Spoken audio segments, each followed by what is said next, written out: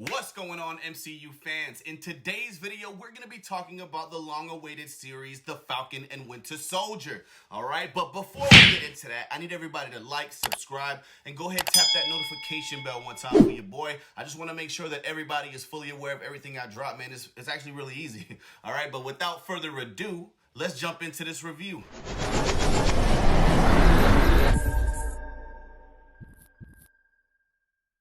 Alright guys, I'm really excited to talk about this first episode. I've really been doing tons and tons of research to the point where it's kind of overwhelming me and I can't get this video out to you guys on time. But you know what? We're going to skip through all that and we're going to just talk about what I felt in my breakdown of the episode, okay? So let's just talk about Falcon. Alright, he's going back home to New Orleans. He's touching base with his family. And overall, he's just trying to pick up where he left off 6 months ago at the end of Endgame. Yes, this series is picking up shortly after Wanda Vision, I think. I think that's the order. Endgame, Wanda Vision, and now we're here with the Falcon and Winter Soldier. Well, Falcon is going through a lot, all right? At the end of Endgame, Captain America gave him his shield and bestowed him the powers of the true Captain America, all right? So what I'm trying to say is, Captain was really old, and he's like, you know what?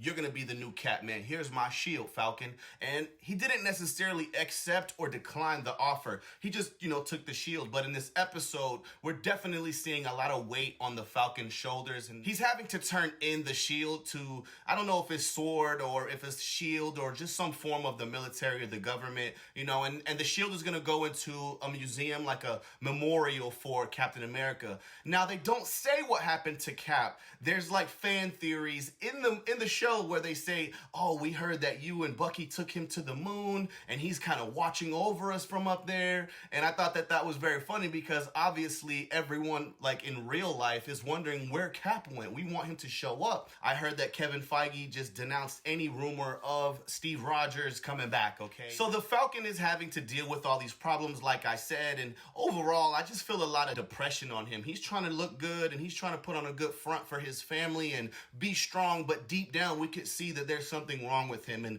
what really made me feel that way was even after he turned in the shield, because he's like, I don't want to be Captain America. It's for him. It was for Steve. That's his boy. He's like, I can't be him. That's what he did. I'm not worthy, in a sense. That's how I feel he might be feeling. They actually appoint a new Captain America on TV, almost like the next morning after he turned in the shield, which means they've been planning a new Cap for a long time. Now, have they been putting the Falcon under pressure to get that shield?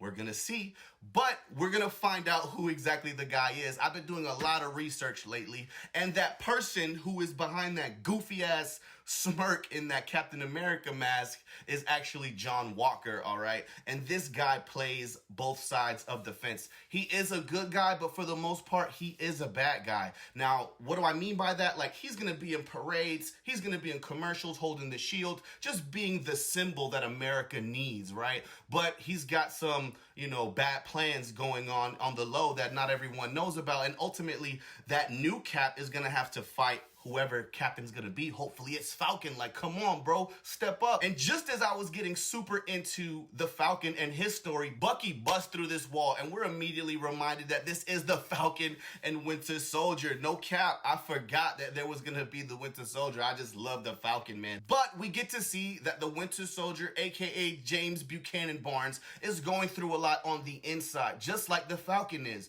But they're not necessarily going through the same type of things. The Winter Soldier has a lot of problems going with what he was put through, being brainwashed and used and manipulated by different, regions and different forces of evil. Man, he's just all tainted. He can't even get a good night's sleep. So we kind of pick up with him talking to the therapist with a lot of little comedic moments between him and her. He actually has a friend and we get to see a little bit of their dynamics. They go out to eat lunch and stuff.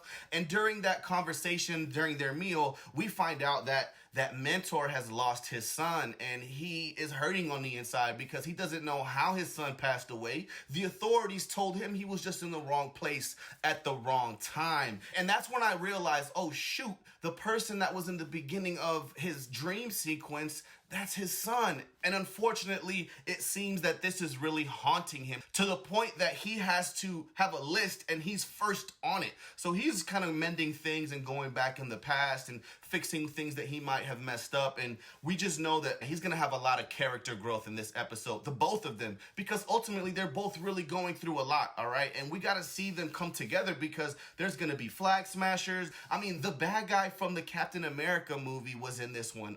George St. Pierre, I don't know if y'all recognize him as being him, and I don't know that villain's name, but he be whooping ass, man. He almost gave Cap a run for his money, and obviously he beat up Falcon's little homie in this episode. But look, I can't really give this one a whole rating. You know that this is just my breakdown of the episode, okay? We've got, I think, 5 more episodes to go. Unfortunately, it's not going to be as much as Wanda Vision, but look, we got a 1-hour premiere, and I think that the rest are going to be in that same type of format, man. But I love this episode. What did you guys think of it? Hop in my comments. Let me know what you thought. Did you hate it? Did you love it? Are you into this one more than Wanda Vision? Man, I gots to know, man. But you already know what it is. It's your boy, Merc. It's been a pleasure, but I'm out. When I take the wheel, it's going out of control. I ain't got a flex, but my money swole. I'm flying real life, nigga, not just pose.